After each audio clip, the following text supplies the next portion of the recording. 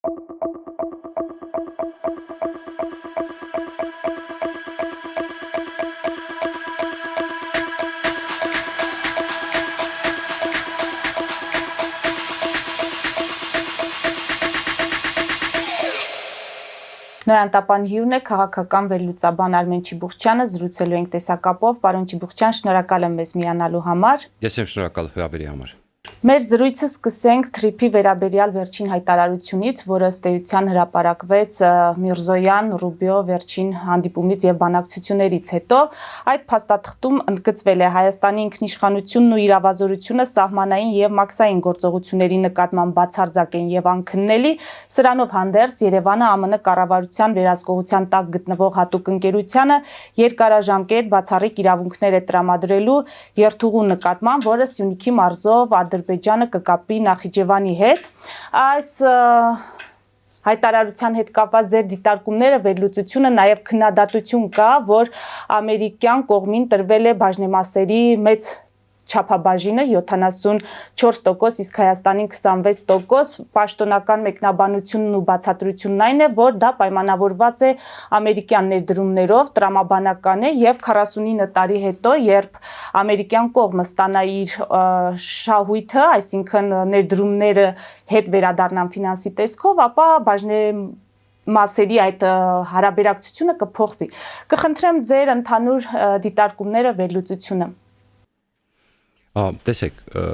եթե մենք խոսայինք իդեալի մասին, այդ ճանապարհը պետքա ենթադրենք, եթե Հայաստան լիներ ուժեղ պետություն, պետքա վերահսկեր Հայաստանը, ոչ մի թրիփ պետքա չլիներ,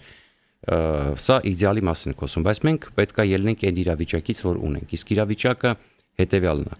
Հայաստանը պարտվել է պատերազմում, Հայաստանը 35 տարի արդեն սխալ քաղաքականություն ա վարում, արտաքին սխալ քաղաքականություն ա վարում, ուրեմն եւ շարունակում է կախված մնալ Ռուսաստանից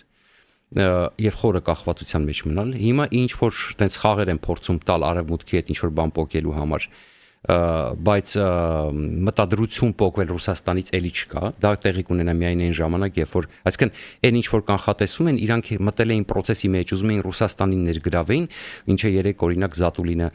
ասաց, այդ մասին խոսենք, եթե բան լինի, որ այսինքն իդեալի այս ռեգիոնալիստ իշխանությունների համար իրենց համար կարևոր է, որ բոլորը ներգրաված լինեն, եւ Իրանը, եւ Ռուսաստանը, ոչ մեկ խնդրեմ չունենա, բայց մենք զգուշացնում ենք, որ այդպես լինել չի կարող։ Այսինքն ի սկզբանե ես դեմ չեմ, եթե կարողանային այդ բոլորին միավորեին, ինչ որ, չգիտեմ, երկրի զարգացման համար իդեալական ինչ որ նպաստավոր պայմաններ ստեղծեին, աշխարհական վիճակը նպաստավոր լիներ, ես կասեի շատ լավ, ճիշտ է, հիմա պետքա բոլորին ներգրավել, բայց զգուշացնում ենք, ասում ենք մենք գտնվում ենք այն վիճակում, որտեղ հնարավոր չի։ Մենք իզոլացիայի մեջ ենք եւ թրիփը այս իրավիճակում եկավ օգնության ինչ իմաստով։ Միակ տարբերակն էր, որ մեզ հնարավոր էր այս պահին հանել իզոլացիայից, որտեղ սխալի հետևից եւ կարծես process-ը սկսեցին թուրքերը, ադրբեջանցիները շարունակեցին, իրենք մեծ ակնկալիքներ ունեին, բայց Միացյալ Նահանգներում տեղի ունեցավ փոփոխություն, այսինքն երբ որ Թուրքիան եւ Ադրբեջանը փորձում էին բենեֆիտներ ունենալ, իրենք տանեին հայերին, իրենք տեսեք միջև հիմա ուշադրություն դարձրեք, Ալիևն ու Թուրքիան ոնց են, հատկապես Ալիևը ոնց է ներկայացնում, որ մենք արեցինք այս process-ը, մենք էինք այս խաղաղության, հայերին ստիպեցինք, տարանք Միացյալ Նահանգներ, չէ՞, եւ եթե հայերը դա չիրականացնեն, տեսեք ինչ է ասում, դա կլինի ինքնասպանություն Հայաստանի համար, որ իրենք Թրամփի ասածը չեն անում։ Տեսնում եք, Ալիևի ելույթները լսում եք, այսինքն հիմնական գաղափարը սա է։ Եվ դա ճիշտ է, որ իրենք են սկսել process-ը։ Դա ակնհայտ է, որովհետև Դոհայում, երբ որ նստած էին Արմեն Գրիգորյանն ու եւ Հաջիևը պարզ դա ասեց, իհարկե բաց թողեց Թուրքիայի պահը, որտեղ Թուրքիան էր գլխավոր, այսպես ասած, նախաձեռնողներից, որտեղ նաեւ Էրդողանը, երբ որ Փաշինյանին կանչեց Թուրքիա, հիշում եք մի պահ թրիփից առաջ։ Դա հենց դրա մասին էր, որ Թուրքիան տվել էր համաձայնությունը, Թուրքիան նախաձեռնում էր, Թուրքիան ցույց տվեց, որ տեսեք, ես Փաշինյանին կանչեցի, ես ստիպեցի եւ այս process-ին ես նպաստեցի, որպեսզի Ամերիկայի մոտ Թուրքիայի նպատակն է ցույց տալ, տեսեք, եւ Մերձավոր Արևելքում եւ Հարավային Կովկասում Թուրքիան փորձում է համոզել Տրամփին, որ ինքը պետք է լինի գլխավոր գերտերությունը։ Եվ ինքը պատրաստ է Ամերիկայի հետ համագործակցել, պատրաստ է օգնել եւ այսպես շարունակ, բայց պարզ է իրական նպատակները։ Սրան չեն հավատում իսրայելցիները։ Իդեպ մեծ հաշվով Թրամփը երբեմն Թուրքիայի մասին անգամ որ լավ է արտահայտվում, ակնհայտորեն իսրայելական լոբին եւ իսրայելական համայնքը եւ հենց Իսրայել պետությունը միանգամից զսպում է այդ նկարտումները Թրամփի, հատկապես մենք տեսնում ենք Գազայի հատվածում զորք ուղարկելու պատրաստակամություն այսօր ունի մենակ Թուրքիան, չնայած Թրամփը ասում է շատեր ունեն, այդպես չի։ Միայն Թուրքիան է ձգտում այսօր այնտեղ զորք ուղարկել, որտեղ Համասի ֆինանսավորներից մեկը ինքն է, ինքը կարող է այնտեղ ապահով զգալ, բայց Իսրայելը չի ուզում թողնել ճշնամական պետություն իր տարածք, որտեղ հասկանում է, որ դրանից հետո արդեն Իսրայելի վերջի սկիզբը կարող է լինի, թե այնտեղ թուրքական զորք մտնի, հա։ Այնտեղ ավելի հզորանալու Համասը, պարզազինելու են, ավելի պատրաստելու են եւ այսպես շարունակ։ Հետևաբար, ինչ տեղի ունեցավ, բայց ամերիկացիք եւ իսրայելցիք հասկացան, թե ինչ է իրականում Էրդողանի նպատակը, եւ դուք գիտեք իրականում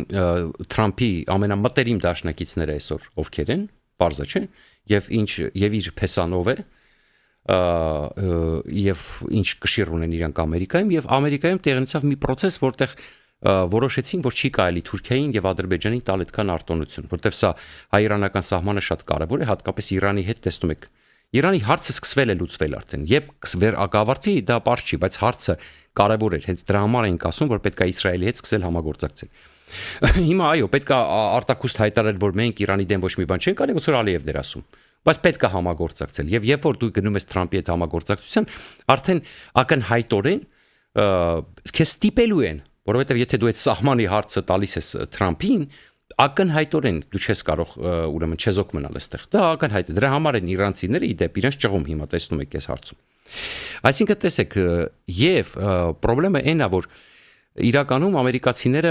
վերցրեցին ճանապարհի մեծ մասը։ Հիմա գոնե լավ կլներ, որ կոնտրոլի վերահսկիչ փաթեթը լիներ Հայաստանի ձեռքում, ասենք 51-49, ճիշտ է, իդեալում էլի։ Բայց քանի որ տեսեք, Հայաստանը չունի այդ վստահությունը Միացյալ Նահանգների մոտ դեռ այս պահին, եւ նաեւ ռազմավարական պայմանագրերում խորացած չեն, տեսեք ամերիկացիք նորից շեշտեցին, դա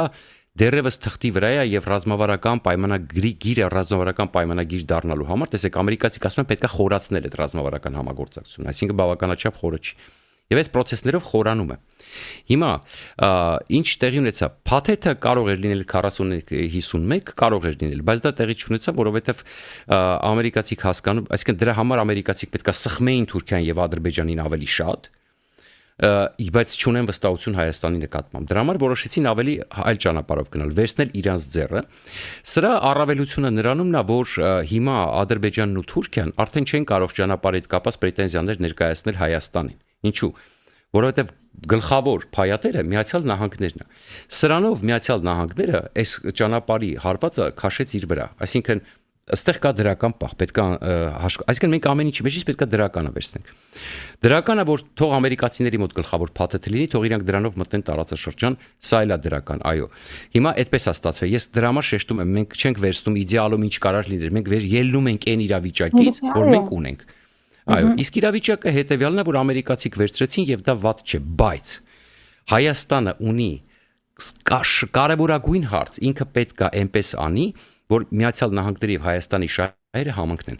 Հակառակ դեպքում մենք չենք կարող ունենալ, արդյոք դուք հասկանում եք, մենք արդեն հիմա Միացյալ Նահանգների հակասության դեպքում նույն Իրանի հարցում մենք խնդրեմ ենք ունենալու Թրամփի հետ կամ ամերիկյան ադմինիստրացիայի հետ։ Իսկ մենք այլ դաշնակից արդեն չունենք։ Դուք ասիկա կոնցեպտը հասկանում եք, չէ՞։ Մենք չենք կարող հիմա մի հատ էլ ճակատները սպանդել գնալ Ամերիկայի դեմ։ Հետևաբար, այդ որ իրանք ուզում են բոլորի հետ լավ, բոլորի հետ նույնքան մոտիկ, ինչքան հեռու, այնքան մոտիկ, ինչ որ դեմագոգիայով են զբաղված, այս սրա համար էինք ասում։ Հիմա կոնկրետ ԱՄՆ-ն ծրագրեր ունի Իրանի հետ կապված, եւ դա մեր օգտին է իդեպ ասեմ։ Դա մեր օգտին է, որտեղ Իրանում փոփոխություն է իշխանության։ Իհարկե Աստված մի արած որ այլ ծայրահեղական ուժեր կան կամ էլի ադրբեջանական դինաստիա վերցնի, որտեղ ադրբեջանցիները բավականին շատ են, իրենք Փեխլևիների դեմ են իդեպ եւ լավ կլիներ որ ադրբեջանցիները այստեղ չունենային, որտեղ օրինակ հիմա նույն էս ինչքան էլ իրենք հակասություն ունեն, բայց նույն այսօր Խամենեին ադրբեջանական արմատներ ունի։ Այսինքն եւ էլիտայի մեջ բազմաթիվ ադրբեջանցիներ կան, այսինքն եւ որոնք ադրբեջանական լոբին են սպասարկում։ Դրա համար Ադրբեջանը արեց ինչ ուզում է։ Դրա համար ինքը հասկանում է ինչ էլ անի, այնտեղ նույն Փեզեշքյանը ադրբեջանցի է, գիտեք, այնպես չի որ բան, գախնիկա, բոլորը գիտեն։ Այսինքն դրա համար Ալիևը միշտ գովում է Փեզեշքյանին եւ այսպես շարունակ, հա։ Դրա համար մենք պետք է հասկանանք մի բան, որ հիմա արդեն իրավիճակը այնպես է, որ մենք պետք է կարողանանք մեր արտաքին քաղաքականությունը այնպես դասավորենք, որ Միացյալ Նահանգների հետ չունենանք խնդրեմ, որովհետեւ երբ որ մենք ունեցանք խնդրեմ, Ալիևը անմիջապես օգտվելու է։ Նույն Իրանի հարցում երկար տարիներ աջակցել է, դրա համար ստացավ Արցախը։ Խնդրեմը մի փոքր կբացատրեք, կմեկնաբանեք, ինչ է նշանակում Իրանի հարցում ԱՄՆ-ի հետ չունենալ խնդրեմ։ Մենք որ պայմանները կամ որ պահանջները կարող են մեզ համար խնդրեմ։ Պարզա, օրինակ ակնհայտորեն, ասենք թե հետախուզական, օրինակ հիմա ես չգիտեմ, տեսեք, կոնկրետ տեղեկություններ է տարածվում, որ Ադրբեջանը ինտերնետով օգնել է ադրբեջանական նահանգներին, երբ որ ինտերնետը կտրվել է։ Այսինքն սփռել է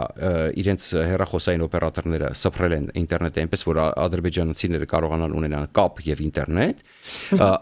ինչ որ ես չեմ հավատում դրան բայց կան շշուկներ չեմ կարող ասել չեմ էլ կարող բացառել այսպես ասած որովհետեւ արդեն քանի որ Ամերիկայի հետ ունենք նման հարաբերություններ որ Հայաստանն էլ է այդպիսի մի բան արել Եվ չի բացառվում, որ Իրանի դեսպանի կտրուկ արտահայտությունը, թե իրանցիների մոտ հիշում եք ինչ ասես, ձևավորվում է պատկեր, թե հայերը մեջքից հարվածում են, սա էլ է դրա հետ կապված։ Հասկացաք ինչ եմ ասում։ Այսինքն դրանից հետո պետք է, այսինքն մենք այո միշտ պետք է, այսինքն Հայաստանի իշխանությունները միշտ պետք է ասեն, որ մենք ոչ մի խնդրեմ չունենք Իրանի դեմ չենք աշխատի, բայց այսպեսի հարցերում հետախուզական, այս տեսակի պահերում հասկանում եք ինչ է կատարվում։ Դրա համար մենք պետք է մի պարզ բան հասկանանք, որ մենք արդեն այնպիսի իրավիճակում ենք, որ եթե մենք հիմա ձեռներս լվանք այս պարագայում, օգտվելու է Ադրբեջանը։ Եթե մենք սկսենք խաղեր տալ Ամերիկայի դեմ,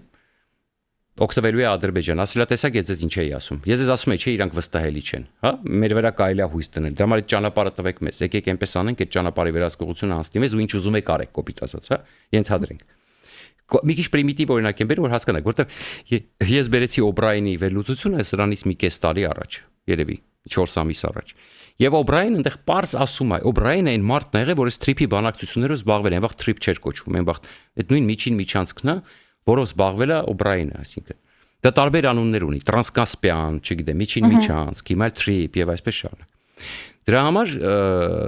Օբրայենը զգուշացնում էր, որ նա Ալիևի նպատակը։ Իսկ Օբրայենը բանակցություններին ծանոթ մարդ է, նա է սկսել այս ամբողջ process-ը, նա է հիմնական բանակցող է։ Եվ նա ասում էր Ալիևի նպատակը հետեւյալն է՝ ուշ թե շուտ հայերին հանել խաղից։ Եվ ճանապարհը վերցնել իր վերահսկողության տակ։ Հիմա այս իրավիճակը, այսպես ասեմ, իդեալական չի, բայց ելի մեզ հնարավորություն է տալիս աշխատել,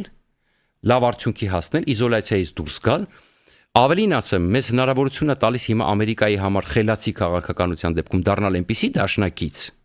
որի արդյունքում մենք բազմաթիվ բենեֆիտներ կունենանք, օգուտներ կունենանք։ Իհարկե մտահոգիչ բաներ կա, էլի պարզ չի մնում, թե ադրբեջանցիները առնչվելու են հայ սահմանապահների հետ, թե չէ, ընտրովի են առնչվելու, թե չէ, այսպես խառն է, հա, տարբեր կարծիքներ կան, այդ front office, back office հասկացությունը, ասենք, տեսեք, գոնե կարելի է 10 տարով անել կամ 20 տարով անել, բայց ասենք 49 տարով ասենք պետքա դու մարդ վարձես, որ օտար երկրից ինչ որ մարդիկ գան ու այդ front office-ում աշխատեն, կոպիտ ասած, հա, հետո այսինքն տեսեք, այստեղ նյուանսներ կան, որոնք բնականաբար պարզ է, ինչ որ զիջումներ են տվել ադրբեջանցիներին։ Եվ նորից եմ ասում, մենք այնպիսի երկիր չենք եղել Ամերիկայի համար եւ դեռ չկանք, որպեսզի Ամերիկան միջև վերջ մեր հարցերը լուծեր։ Պահել է սուվերենությունը, այո, պահել է։ Բայց միևնույնն է, մենք այդ սուվերենության մեջ որ պահել ենք, որոշակի զիջումներ էլի արել ենք, հա։ Այսինքն ինչն է զիջումը։ Զիջումը այն է, որ մենք չենք կարող ասել այլևս, չէ, մենք front office-ում ենք մենք կանգնելու, սա մեր սահմանն է։ Զիջումը սուվերենության, թե զիջում չի։ Եկեք խոստովանենք։ Այո։ Եթե ադրբեջանցիները ասում են իմ քաղաքացին, որը մտնում է Հայաստանի տարածք, չպետք է առնչվի հայ սահմանապահին։ Եվ եք ասում եք լավ, մենք կբերենք ինչ որ կվարձենք մի կազմակերպություն, որը front office-ում ձեզ կդիմավորի, կասի ճիշտ է, էլի լավա որ այդ կարևոր հարցերով իրանք չես զբաղվելու, այսինքն մաքսային բան մնացած հարցերը։ Բայց միևնույնն է, մենք չենք կարողանում մեր տարածքում, մեր front office-ում դնենք հայի։ Զիջումա, չէ, այսինքն այստեղ խնդիրներ կան։ Նույնն էլ մեկը այդ մեխանիզմները իրանք բացատրեցին 6 էջանոց տեքստի մեջ, մեկը չլուծված հարցեր կա։ Մեկը էլի մնում են բաներ, հա, ինչքան էլ իրանք ասեն ամեն ինչ բարձը գրված է, ոչ, մեկը պետքա հասկանալ, օրինակ, այդ գումարները ոնց է գալիս, հա։ Տեսեք, 76-24 ինչ է նշանակում։ 24%-ը տրվելու է մեգադախլ 74-26 26%-ը տրվելու է մեգադախլչիներին կառուցապատման համար, այսինքն այն պրիմիտիվ բաները, հյուրանոցա, չգիտեմ, հա, ռեստորանա ճանապարհին, կաֆեա, այդ սա իրաց մեգադախլչիներն են օգտվելու։ Պարզա այդ դրա համար է արված, հա, որտեղ կան այդ փողերը, ճանապարհը ակտիվ անելու լավ փողեր կաշխատեն։ 74%-ը գնալու է Միացյալ Նահանգներին։ Հիմա հարց. տրանզիտային գումարներն էլ է դրան մեջ մտնելու, երևի թե հա, որտեղ տեղափոխողը իրանք են երկաթգծեր, իրանք են սարքում։ Որ մաքսային վճարներ է գալու Հայաստան։ Միայն այն, որտեղ Հայաստան են մտնում այդ ապրանքները, գուցե այո, այդ ապրանքները, որոնք Հայաստան են մտնում, ել չեն տեղափոխվում դեպի, այսինքն տրանզիտով չեն գնում, Հայաստանի համար են նախատեսված, գուցե այդ գումարները Հայաստանին է գալու։ Բայց այն ապրանքները, որը տրանզիտով են գնալու, այս դեպքում ուրեմն եկամուտն է 74-26-ով բաժանվում։ Այդ դեպքում այո, մեգադախլչիները կօգտվեն, բայց պետությունը մեծ հաշվով, ինչպես եւ ասում ենք, այդ տրանզիտային գումարները մեծ չի լինելու։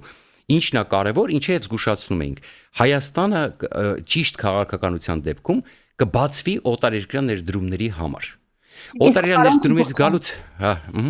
Ներեցեք, ես շատ հարցեր ունեմ, որոնք կուզենայի հասցնել քննարկել, անվտանգային բաղադրիչի առումով ինչ կարող եք ասել։ Հասկանում եմ, որ կան հարցեր, որոնք դեռ գուցե ժամանակի ընթացքում հստակեցվեն, բայց ամեն դեպքում ամենագլխավոր հարցը արդյոք թրիփը լուծելու է միայն Հայաստանը մեկուսացումից դուրս բերելու հարցը, թե նաև այդ անվտանգային ռիսկերն են նվազեցնելու, այսինքն մենք չենք նստելու, սպասենք կամ չենք լսելու առնվազն կանխատեսումներ, որ ադրբեջանական հարձակումները Հայաստանի սահմանի ուղղությամբ ռեալ են։ Ես ըստեյության հարցին պատասխանեցի, երբ որ ասացի ամերիկացիները իրանց վրա վերցրեցին հարվածը։ Այսինքն տեսեք,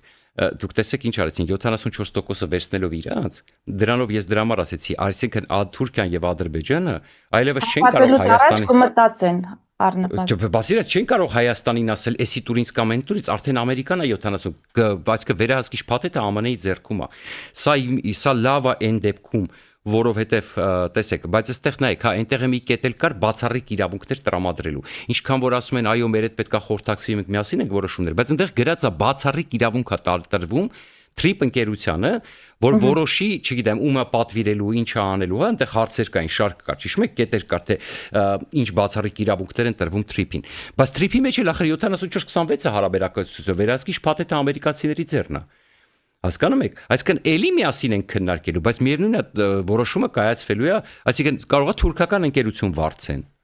Օրինակ, հա։ Եվ այնտեղ շատ կարևոր հարց է, օրինակ այդ գազամուղը որ կառուցվի, օրինակ այդ գազամուղը ում է պատկանելու, այսինքն այդ գազամուղի այդ հատվածը խողովակի ում է պատկանելու։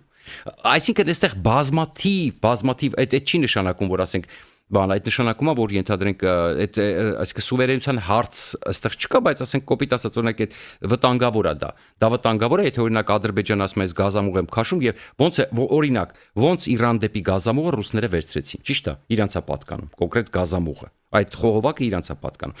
Եվ այստեղ կարևոր է, որ այդպիսի բաներ չլինի։ Գազամուղը պատկանի անգամ ադրբեջանական գազամուղ եթե անցնի, խողովակը պատկանի Հայաստանի Հանրապետությանը։ Այսինքն այստեղ բազմաթիվ հարցեր կա, որ մենք դեռ չգիտենք, մենք պետք է հասկանանք։ Մի բան կարող եմ հստակ ասել։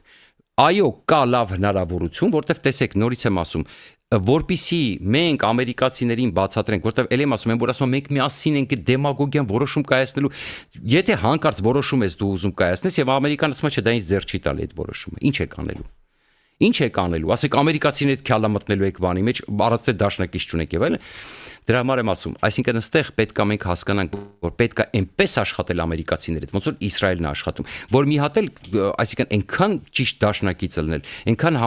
ճիշտ հարաբերություններ կառուցել, որ մենք առանձին նստենք ամերիկացիների հետ, ասենք արգելի, որ Ադրբեջանը սա անի, արգելի, որ թուրքերը սա վերցնեն, մեզ չի կարելի սա եւ այլն, այսինքն որ ամերիկան ընկալի, որ չի կարելի քո սուվերենության դաժե մի հատիկը զիջել։ Ինքը պետքա քեզ պայի։ Ամերիկան գիտի, այսինքն տեսեք, իրենք հասկանում են, որ այդ սահմանը, այս փառք Աստծո, իրենք դա ընկալեցին, որ այս պահին չի կարելի դա թույլ տալ, հա։ Բայց նորից եմ ասում, մենք պետք է այնպիսի քաղաքականություն վարենք, որ մեզանից չհիասթափեն, այլ ընդհակառակը։ Մի հատ էլ տեխնոլոգիա տան գաղտնի, մի հատ էլ, այսինքն ռազմական համատեղ ձեռնարկություն սարքեն։ Ու այսպես շարունակ, ոնց է Ադրբեջանը Չինաստանի հետ ռազմական ձեռնարկություն սարքում։ Օրինակ մենք կարանք Ամերիկային լավ դաշնակից դառնանք ու ականջին նստենք, կատացնենք, ասենք նայ 907 լրացումը չես հանում, որտեվ ադրբեջանցիներին չինացիներն են զինում։ Եվ տես իրեն չեն անում։ Համ օծն են տվել, JF-17-ներն են տվել չինացիներին, ինչքան է Պակիստանն են ասում, դա չինական ինքնաթիռները։ Համ հակաօդային պաշտպանություն են տվել, հիմա էլ համատեղ ձեռնարկություն են դնում, սա վտանգ է, որտեվ չինացիները տենց մտնում են տարածաշրջան։ Հասկանում եք, Ադրբեջանի միջոցով։ Իսկ սա աշխատանքը, որ պետք է ուղղակի տանել ամերիկացիները եւ ոչ թե ասել, մենք ուզում ենք բոլորի հետ մոտիկ լինենք, այնքան ինչքան բոլորի հետ հեռու, բոլորի հետ հեռու, ինչքան բոլորի հետ մոտիկ, դա այդ դեմագոգիա է, որ բոլորը ծիծաղում են։ Դե տեսնում ենք ռուսները հիմա ինչ են ասում, իրանցիները ինչ են ասում, դե մոտիկ Իրանցիները ասում են ամերիկանից սպառնալիքն է, ռուսներն ասում են մեզ դուս եք թողել։ Դե մոտիկ եղի, տնա ոնց է սլնելու։ Գալու է պահը, երբ որ իրանք սխմելու են բոլոր կողմերից, եւ իրանք պետք է այդ ընտրությունը կատարեն։ Շատ լավ։ Հիմա հայտարարությունը թրիփի վերաբերյալ քննարկել են նաև Ադրբեջանի եւ Թուրքիայի ներկայացուցիչները։ Ֆիդանի հայտարարություններն են շատ խնդրահարույց համարում եւ գնահատում մեր ներքաղաքական վերլուծական շրջանակները, ասում են Ֆիդանը իզուր չի այդ անդրադարձի շրջանակներում հատուկ ընդգծել Փաշինյանի սոցհարցումներով առաջատար լինելու հանգամանքը, նրան ձեռնտու է որպեսզի Փաշինյանը վերընտրվի Փաշինյանի իշխանությունը, քանի որ այս ամենը բխում է Թուրքիայի շահերից։ Հիմա դուք ինչ կարող եք ասել Թուրքիայի արտգործնախարարի հայտարարությունները մենք եթե այս քաղաքական հայացքները մի կողմ դնենք կամ շահարկումները ինչպես ընկալենք, ինչ է ըստ էության ասում։ Ասեմ, Փաշինյանը վերցրել է կուրս, օրինակ, որ ինքը մենք հասկանում ենք, չէ, որ այստեղ է ես ասում։ Ես պարզ չասեցի, բայց օրինակ Թուրքիայի հետ հարաբերություններում իրանք ոչ թե պետքա Էրդողանի տակ պարկեն, որտեղ Էրդողանը համարվում է գերտե, ոնց էին առաջ ռուսների տակ պարկած, հիմա էլ Էրդողանի տակ պարկեն։ Թողտան թուրքական գործակալական ցանցը լծվի Հայաստան, կամ Էրդողանի պատվերները կատարվի, կոպիտ ասած, որտեղ ակնհայտորեն պետք է հասկանանք, որ Էրդողանը գերտերություն, Թուրքիան գերտերություն է եւ ինքը ունի հավակնություններ։ Եվ մինչեւ այսօր Փաշինյանը ցույց է տվել իրան որպես Էրդողանին բավականին այսպես լսող նախագահ։ Եվ ըստեղ դրա համար ի սկզբանե տարիներ շարունակ ես կրկնել եմ այս թեզը տարիներ շարունակ որ Թուրքիայի հետ հարաբերությունները Հայաստանի Թուրքիայի հարաբերությունները պետք է կառուցվի Միացյալ Նահանգների միջնորդությամբ հակառակ այստեղ նույն այստեղ որտեղ հիմա տեսեք շահեր կան որտեղ բռնում են Թուրքիայի Միացյալ Նահանգների շահեր կան որտեղ չեն բռնում հիմա ասենք Թուրքիան քեզ մի բան է ասելու անես Ամերիկան ասում է դա չի կարելի անել ո՞նց են կանելու կարող եք բացատրել Պարզա չէ ինչ եմ ասում։ Հիմա Էրդողանը հələ որ դեռ ոչ մի սկսենք դրանից ոչ մի բան չի տեսել Փաշինյանից, որ իրեն ձեռ չտա։ Երբ կանչում է վազելով գնում է, ինչ ասում է Պաղեստինի ճանաչի արագ ճանաչում է, հա, ասենք որը սխալ էր, կոպիտ սխալ էր, մենք տեսնում ենք զարգացումները ինչա տեղի ունենում, չգիտեմ, եւ այսպես շարունակ։ Եվ բայց մյուս կողմից մի հատ հանգամանք էլ կա, որ այսինքն ես այս առումով շատ հուսով եմ, որ Տրամպը կկարողանա ըստեղ եմ ասում, որ վտանգը ստեղ է, որտեղ իրանք եթե տարածաշրջանացման բալանսավորեն, որ բալանսավորվես այդ տրամաբանության մեջ անեն, ըստեղ իրանք զայրացնելու են Միացյալ Նահանգներին, որտեղ Միացյալ Նահանգները հստակ, ասենք նրանք չեն նայել, նրանք ասում են սենց է պետք անել։ Թուրքիային դեմ է, Թուրքիային կողմը մեզ հետաքրքիր չի, սենց է պետք անել, որտեղ մեզ շահը սա է պահանջում, ինչ ես դու անելու։ Կոպիտ ասած, հիմա տեսեք, օրինակ Թուրքիային ձեռնտու Իրանում իշխանափոխությունը որտեղ Իրանը երբ որ բացվեց մեզ համար Թուրքիան դուրս է մնում խաղից Թուրքիան կորցնում է իր ազդեցությունը հարավային Կովկասի վրա եթե Իրանը դարավ պրոամերիկյան հասկանում եք չէ ինչ է կատարվում դրա համար Ֆիդանը ոռնում ասում է եկեք չի կարելի այնտեղ իշխանություն փոխել իրանց ձեռ ատել այդ հետամնաց տրակած Իրանը Հա, միջուկային ծրագիրը պետք է արգելել, պետք է զսպել, բայց թողեք տես պայթած Իրան մնա այնտեղ, հա, հետամնաց, պայթած, ասենք եւ այսպես շարունակ։ Մենակ զենք տվեք թող արտադրեն, իսլամական հեղափոխությունների կորպուսը թող այդ փողերը լվատանի, կրիպտոարժույթով ոնց որ ամերիկացիներն փորձում են այքերը, լափեն ինչ ուզում են թողանեն, մենակ թողեք այդ իշխանությունը մնա, որտեւ իրաց ձեռատալ, այդպես Իրանը երբեք չի զարգանա։ Եվ այս իրավիճակում մի հանգամանք էլ կա։ Հայաստանում ստեղծվել է այնպիսի իրավիճակ, որ կամ պետք է Փաշինյանը լինի կամ ռուսամետները։ Ճիշտ է, այսինքն դուք ընտրություններին տեսնում եք ուրիշ տարբերակ չէ։ Եթե եկան ռուսամետները, մի հատ էլ ավելի մեծ կատաստրոֆա է լինելու։ Ընդեղից էլ ասելու են, բերեք Ռուսաստանին մտցնենք դա մեր պայմանն։ Աստեղ կարող Ամերիկան թողնի գնա կամ Ամերիկան, չգիտեմ, սահմանափակի իր մասնակցությունը կամ ընդհանրապես եւ այստեղ արդեն Թուրքիան չի կարողանալու իր հարցի։ Թուրքիան հարցերը լուծում է Ամերիկայի հետ, մի հատ է Ռուսաստան աստեղ ավելանալու։ Հազիվ ինքը Ռուսաստանին հանել է տարածաշրջանից, առավել եւս տեսեք հիմա ինքը արդեն ռուսներին օգտագործում է ոնց ուզում է այս պարագայում կուզենա օրինակ ռուսական զորքը կպայի Սիրիայում կուզենա ռուսական զորքը կպայի Հայաստանում չի պայի Հայաստանում արդեն տեսեք ու դրա դիմաց ու ամենավատը ստեղ գիտեք որն է ռուսական զորքը որ մնաց Հայաստանում ընտրություններից հետո դրա դիմաց Էրդողանը ստանալու է Պուտինից Ասել է, եթե որտեվ մեր սահմանը բաց է, այնտեղ անվտանգության խնդիր չկա, եթե ուզում ես քո զորքը Հայաստան, ոնց որ Սիրիայում։ Ոնց որ Սիրիայում։ Ուրեմն իմ համար պետք է այս անես, այս անես, այս նայես։ Այսինքն հիմա էլ մեզ հիմա այդպես դեմագոգիայով են, չես բաց ասում են, ցեղասպանության հարցը մեր դեմ են միշտ օգտագործել։ Սա օգտվել են բացի մեզանից, չէ՞, Փաշինյանը այդ թեզներ առաջ քաշում։ Հիմա նույն բանն է լինելու։ Ռուսական զորքը պահելու դիմաց քեզ են վաճառելու, քեզանով են առևտուր անելու։ Թուրքիան ո՞նց պահեց ռուսական զորքը Սիրիայում։ Դե արդեն ոչ մի բան չի նշանակում, ընդհանրապես Աֆրիկայի սնուցման հարցն է լուծում, բայց պահեց չէ այնտեղ։ Դրա համար այս իրավիճակում շատ ձեռատալի Էրդողանին, որպեսզի այս իշխանությունը մնա, որովհետև հակառակ դեպքում այնտեղ ավելի կատաստրոֆա է լինելու։ Եթե եկավ ուրեմն ռուսամետ իշխանություն, այնտեղ ընդհանրապես կատաստրոֆա է լինելու։ Այդ ընդհանրապես Հայաստանի կործանման հարց կարող է կանգնի։ Բայց այդ հավանականությունը ասեմ ինչի, որտեվ տեսեք, եթե օրինակ այնտեղ մեր ձևովները կամ Քոչարյանները կամ Դաշնակցությունը եկան, իրենք շատ արագ կազմակերպելու են, որ Հայաստանը դառնա գուբերնիա, ինչի, որտեվ դուք հասկանում եք, չէ՞, բարդ հարաբերությունների մեջ իրանց մտնել ինքնասպանություն է։ Այսինքն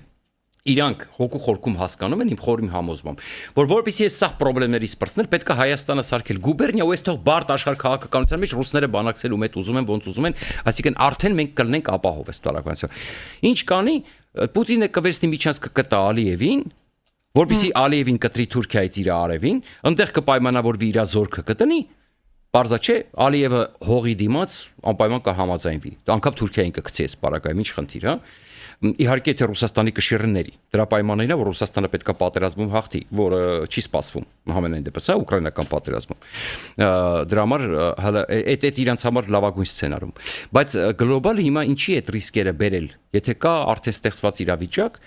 իսկ թուրքերը շատ լավ հասկանում են, ռուսները ասել են, մենք ոչ մի բան չենք, մենք ոչ թուրքերի հետ կարանք պատերազմի մեջ մտնենք, ոչ կարանք ադրբեջանցիների հետ պատերազմի մեջ մտնենք, մենք այս իրավիճակն է, ուրեմն դարեք գուբարնիա, մենք Իրանի հետ փորձենք ձեզ մի ձև պահել,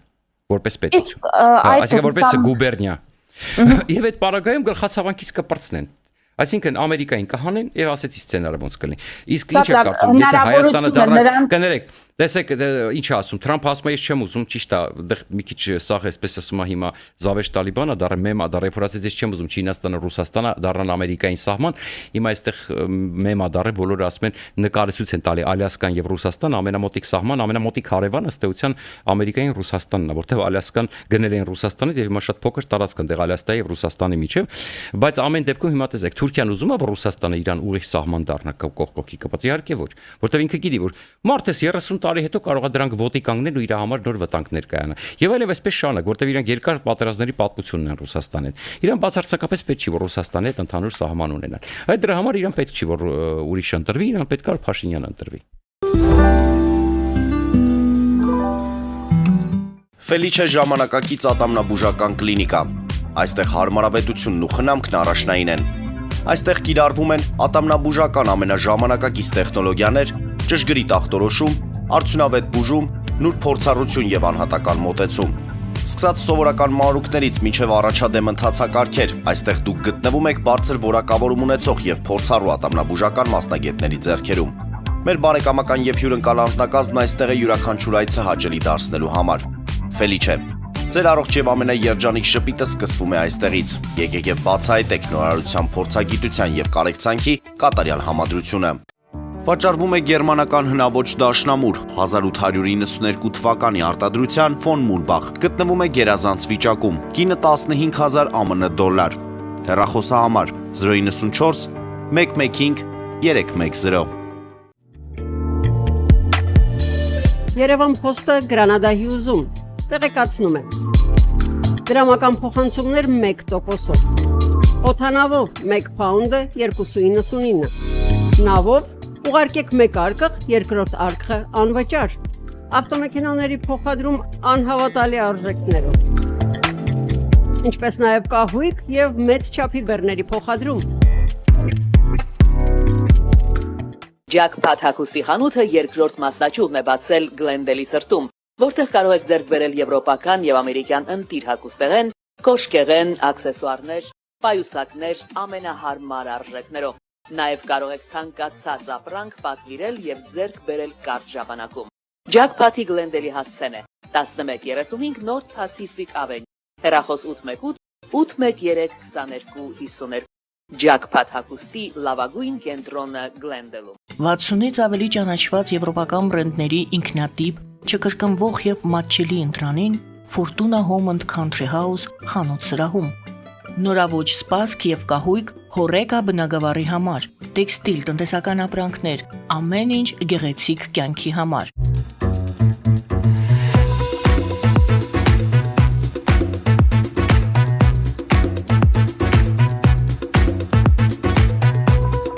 Արարատ ռեստորան, ընտանեկան եւ ընկերական ժամանցի լավագույն հասցե, սիրված արտիստներ, հյուրընկալ մթնոլորտ, հարուստ ճաշացան, անմահական խորտիկներ, Արարատ ռեստորան, հասցեն անփոփոխ, սիրով սպասում ենք ձեզ։ Լավագույն պաղպաղակ, բնական, համեղ եւ մատչելի գներով պաղպաղակը կարող եք ձեռք բերել բոլոր հայկական խանութներում։ Պահանջեք հայկական պաղպաղակ, Թամարա պաղպաղակ։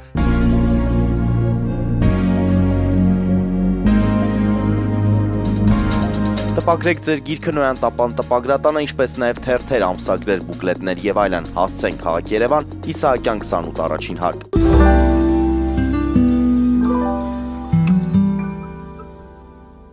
Շատ լավ, հիմա փորձենք գնահատել այդ ռուսամետ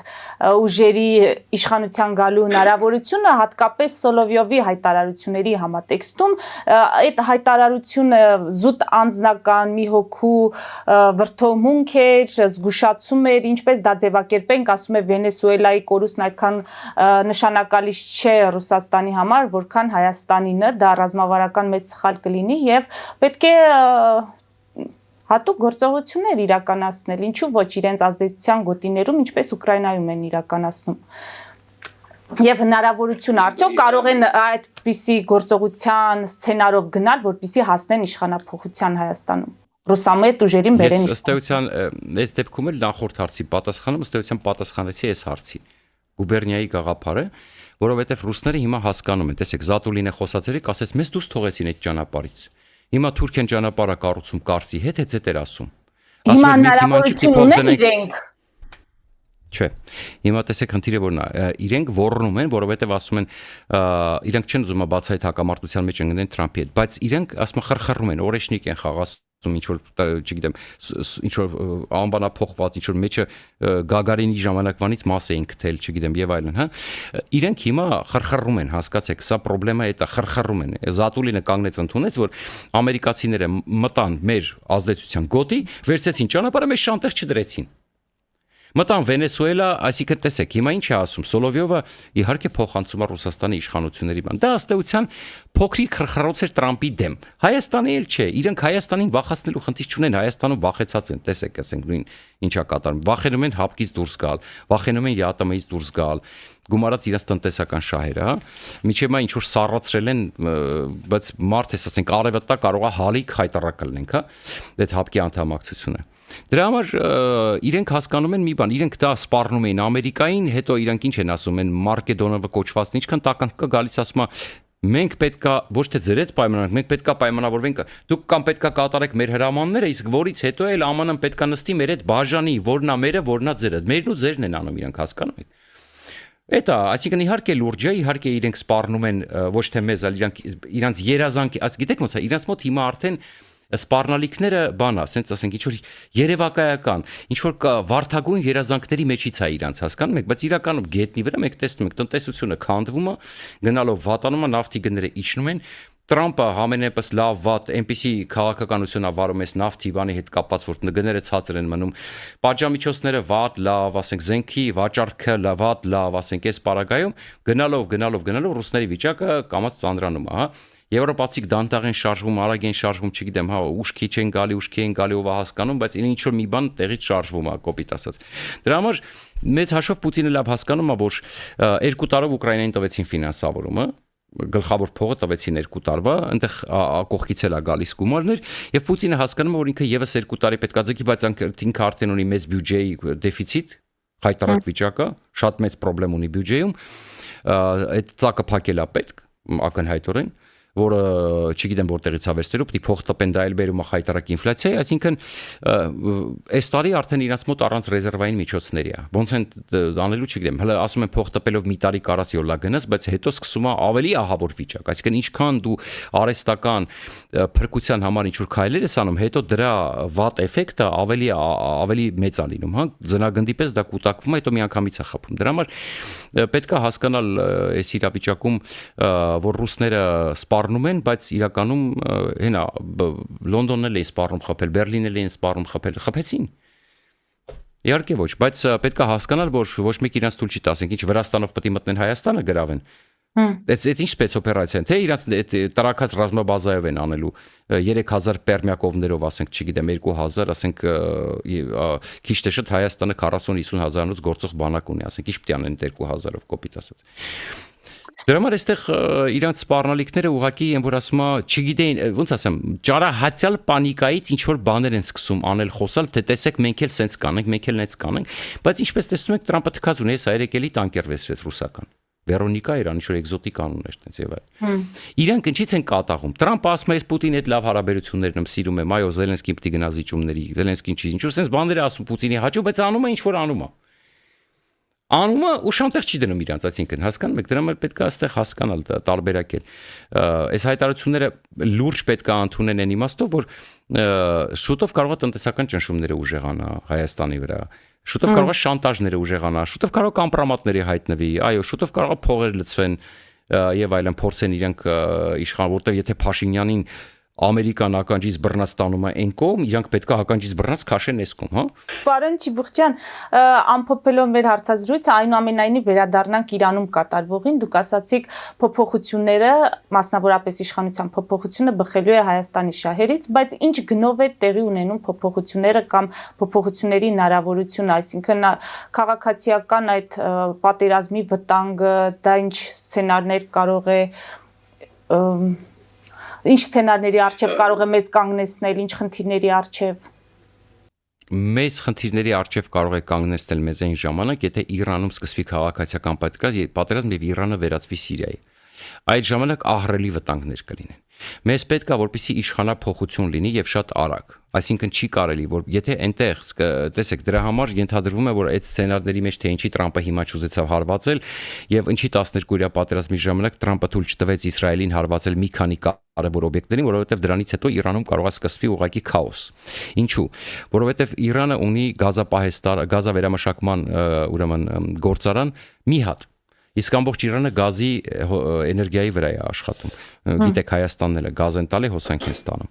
Դե դուք պատկերացեք, եթե այդ մի հատ գործարան Իրանը կմնա առանց լույս։ Ամբողջ Իրանը կմնա առանց լույս։ Եթե խփեն նավթամերժակ մի երկու հատ գործարան ունի մեծ, ընդ որում հիմնական մեկից է էքսպորտը գնում, եթե խփեն այդ գործարանին, բարձա ինչա կատարվելու, էքսպորտը չի կարողանալ անել եւ այստեղ արդեն այդ իրենց հանցավոր խմբակցությունների փողն է պակասելու, այդ հեղափոխական կորպուսի հրամանատարների եւ այլն, այդտեղ սկսում 50%-ի սկսվի, եթե փողերը պակասի եւ չկարողանան ստվերային էքսպորտը անել։ Գումարած եթե ջրամբարներին խփեն, Իրանը ջրի խնդիր ունի եւ այսպես շարունակ, հա, եւ Բանդեր Աբաս նավահանգիստին, որտեղ էքսպորտն ու իմպորտն հիմնական Իրանի մեծ մասը կատարվում։ Այսինքն կա 3-4 թիրախ, Իրանը շատ խոցելի է, որը հարվածելուց հետո Իրանը կարող է հայտնվի Խավարում, Քարեդարում։ Այդ ժամանակ կարող է սկսվի խայտարակ բան եւ դա չեն ուզում ոչ Իսրայելը, ոչ Ամերիկան, դրա համար է այս խառնաշփոթը, տեսնում եք, կամ չեն կարող պայմանավորեն, կամ պայմանավորվել են, չեն կարողանում հասկանալ ով ինչ պետք է անի, կամ մեկը մյուսի վրա է գցում, կամ մեկը ուզում էր մյուսը անի, ոնց որ Տրամպը վերջի պայն մտնի հաղթանակը վերցնի, ասենք, որտեղ այստեղ 6 օր մնաց Նեթանյահուն, 6 օր մնաց։ Ինչ որ խաղեր է, ինչ որ տարօրինակ բաներ է կատարվում։ Հիմա տակից Տրամպի անձնակազմը ադմինիստրացիան գցում է պատճառը Նեթանյահուի վրա, թե Նեթանյահուն չի ուզում, որ ես հարվածեմ, բայց դա աբսուրդ է։ Նեթանյահունի սկզբանե ասում էր, «Բերեք ես հարվածեմ, միանգամից այդ իշխանապողությունը այն ժամանակ անենք» եւ ուզում էր Խամենեին սպանեին, այն ժամանակ այդպիսի ծրագրեր կան։ Բայց Նեթանյահուն, բայց այն ժամանակ Տրամպը թույլ չտվեց Խամենեին կապնեն։ Այդպես է Խամենեին դեպս բարբերականները գրում, որ թույլ չտվեցին։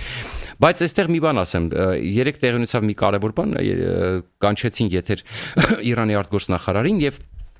կանչեց Շոն Հենեթին, որը Թրամփի ամենասիրելի հաղորդավարն է։ Եվ Թրամփը նրա միջոցով երբեմն մեսիջներ է հղում եւ նրա միջոցով երբեմն պատասխաններ է ակնկալում, եւ մի դրվագ ձեզ ասեմ, որպեսզի պարզ լինի։ Երբ որ նրան հարցրել, երբ որ պատերազմի մասին խոսեց, այն ժամանակ առաջին ասեց, դե մենք բանակցում էինք, 5 ռաունդ բանակցել էինք ամերիկացիների հետ, 6-րդը ֆիքսել էինք, բայց ամերիկացիները հարվածեցին։ Իսկ գիտեք ինչ պատասխանեց Շոն Հենեթին։ Ասեց, որտեվ դու եկար իմ եթեր եւ ասացիր, որ դուք չեք հրաժարվելու միջուկային ծրագրից։ Դու եկար իմ եթեր եւ իմ եթերում ասացիր, որ չեք։ Դա է պատճառը, որ մենք չսպասեցինք, հարվածեցինք։ Հիմա կանչեց եւ ասեց, ինչ ունես հիմա փոխանցելու Թրամփին։ Ինչ զիջումների ես պատրաստ, ասեք պատրաստ եք, Իրանը պատրաստ է գնալ զիջումների հիմա։ Եվ ըստ էության նա ասեց ոչ էլի։ Որտեվ երկու հիմնական պայման է դրած։ Ըստ էության ուզում են փոխեն Չինաստանից։ Պետք է հրաժարվես բալիստիկ հրթիռների ծրագրից, պետք է հրաժարվես միջուկային ծրագրից։ Մենք կբացենք պատժամիջոցները, կոպիտ ասած, դուք կշնչեք կապրեք։ Ամերիկյան շահերը սպասարկեք, մնացած ինչ ուզում եք արեք, հա։ Միջուկային ծրագիր չեք ունենում, բալիստիկ հրթիռների ծրագիր չեք ունենում, որ Իսրայելը լինի ապահով, կոպիտ ասած, հա։ Մնացածը կբացենք ապրեք։ Բայց դրա համար դուք պետքա ձեզանից ոչ մի բան չներկայացնեք։ Պրոքսիներ պետք է չունենաք, Հեզբալլահին, Համասին պետքա նպաստեք, որ զինաթափենք, որտեղ դուք գիտեք հիմա Լիբանանում չի հրաժարվում Համասը Գազայում, Հեզբալլահը Լիբանանում հրաժարվում են զինաթափվել եւ դա ուշ թե շուտ արվելու է։ Իսկ երկրորդ ռաունդը արժևում է եւ Իսրայելա-Լիբանանյան պատերազմ կարող է լինի եւ Գազայում ռազմական գործողությունները կարող են շուտով վերականգնվել եւ Իրանի հարվածները պետք է լինեն ենթադրաբար, որովհետեւ եթե կամ Իրանը գնում է միջուկային ծրագրից հրաժարում եւ բալիստիկ հրթիռների ծրագրի հրաժարում կամ ուրեմն տեղի է ունենում որտեւ Իրանը հիմա արագ վերականգնում է բալիստիկ հրթիռների ծրագիրը եւ այդ մասին է զգուշացրեց Հենետին, ասես մենք գիտենք որ դուք վերականգնում եք այդ ծրագիրը։ Իսրայելն է զգուշացնում, մենք չենք կարող թույլ տալ, որպեսզի Իրանը իր կարողությունները վերականգնվի։ Երկրորդ հարվածը ենթադրաբար ավելի դաժան է լինելու, ավելի խոցելի է լինելու, հարվածվելու են այնպիսի կետեր, որտեղ արդեն որից հետո Իրանը էլ ավելի խորը ճգնաժամի մեջ հայտնվեր։ Այսինքն մեզ ձեռնտու է իշխանապողությունը հայերին ամբողջ աշխարհի, որտեղ մենք կունենանք հարևան Իրան, բայց այստեղ էլ մի բան կա, որովհետև հիմա տեսեք, այսօր խոսում էին, որ ասում էին նաև չհարվածելու պատճառներից մեկը այն է, որ առաջին անգամ մենք միջամտեցինք Իրանի իրադարձություններին եւ իշխանության եկան այաթոլլաները Խոմեյնիի գլխավորությամբ, ինչ երաշխիք կա, որ մենք հիմա միջամտենք իշխանապողություն անենք եւ ներսից ինչ որ մի ավելի վատ ծայրահեղական հակաամերիկյան ուժ չգա իշխանության։ Սա էլ են մեկնաբանում, ես չգիտեմ, սա որքան որպես պատճառաբանություն է, ինչ է եւ այլն, բայց դե Թրամփը ինքը ասում է, չգիտես ինչի շահին չի վստահում, այն դեպքում որ շահը Ամերիկայում ապրած ասում է ամեն ինչ պատրաստ եմ անել, շահի հեղինակությունը բարձրացնում է, բայց այս Ուիտկոֆը հանդիպեց շահի հետ իջայլուց, շահի որդու նկատի ունեմ, էլի թագաժառանգի այսպես ասած։ Հանդիպեց նրա հետ, ինչ որ բան են քննարկել, հիմա հասկանանք, բայց ինչ որ տարօրինակ բակ կատարվում է եւ այս պատմությունը չի ավարտվել հաստատ, սա կարող է հարվածի պատահական, որտեղ մենք գիտենք, որ հիմա գնում են ավիակիչները հարավչինական ծովից գնում են դեպի մերձավոր Արևելք։ Մենք գիտենք, որ երկու ավիակիր, կարծեմ մեկը Ռուզվելտն է, մյուսը մտքից թռավ։ Իսկ դա կարևոր է, այսինքն կամ ամերիկացիները չեն հասցրել ուժերը կենտրոնանան Քաթարից եւ Սաուդյան Արաբիայից եւ շրջակա տարածքից, որտեղ ամերիկան ավիաբազա ունի, այնտեղից անձնակազմը հեռացվում է, որպեսզի պատասխան հարվածների ժամանակ չկպնի։ Համենայնպես մինչեւ այս պահին զեկուցվում է, որ այդ Քաթարից դատարկվում է, մենք չգիտենք, կարող է հարվածը լինի վաղը, կարող է մի շաբաթից, կարող է մի տարուց mid-term election-ից հետո, համենայնպես իրենք իրենց հաշվարկներ ունեն, բայց այն որ Իրանը շարունակում է լկտի անալ եւ շարունակում է իրան լկտի պահել, շարունակում է Ռուսաստանին զինել, որը էլի դուր չի գալի ամերիկացիներին, որտեղ իրենք ուզում են պատերազմը ավարտեն, բայց Իրանը շարունակում է տեխնոլոգիաներ տան, շահիդների նոր սերունդներ տալ եւ այսպես շարունակ։ Դրա համար եթե Իրանը չհանգստանա, իսկ Իրանը կարծես չի հանգստանում, այդ հարվածները կլինի։ Իսկ այ հիմա եթե հարվածները լինի հատկապես այս կոտորածից հետո, դա կարող է ժողովրդին էլ մեծ թափով ոտի կանգնի, որտեղ այս կոտորածը ինչ որ արեցին իհաց ժողովրդի նկատմամբ, սա չի մոռանալու ժողովուրդը։ Եվ անգամ այստեղ ռեպորտաժներ են տալի, ինչպես են քրդական Իրանի քրդերը զորքեր ստեղծել եւ ասում պատրաստ ենք կռվել ուրեմն Իրանի իշխանությունների դեմ։ Մեզ զենք է պետք, որպեսզի մենք զենքը տվեք, մենք գնանք իշխանությունը գրավենք։ Կոպիտ ասած, այսպիսի ռեպորտաժներ են արդեն ամերիկյան ալիքները պատրաստում եւ տալի։ Այս խաղը բարդ է, ուրեմն պետք է հասկանալ հիմա ինչ տեղի ունեցավ, դեռ ինչ մտահոգություններ կային, որ այս պայն չհարվածեցին, որտեղ ըստ էության տեսեք, Թրամփը հույս տվեց Իրանի ժողովրդին եւ կարծես խաբեց եւ չարեց, հա, այդպիսի տպավորություն է, հա, բայց ես չեմ կարծում, որ այդպիսի հայտարարությունը, ինչքան էլ ինքը էքսցենտրիկ բաներ սիրում է, այդպիսի հայտարարություն, որ ինքը արել է, չմտածված էր կամ չխորհրդակցված էր օրինակ, հա, որովհետեւ եթե դա չխորհրդակցված էր, Դա շատ վատ է, բայց ես չեմ կարծում որ այդպիսի հայտարարություն գրեց որ պատրաստվեք գրավեք եւ այլ այսպես շարունակ սա գուցե նաեւ եթե ոչ հիմա ապա ապագա շարժման համար է այսպես ասենք հա որ երբ որ ամերիկան հարվածի մարդկաց մեջ մնաց չէ որ Տրամպը ասել է գնացեք գրավեք վերցրեք եւ այլ այսպես շարունակ հա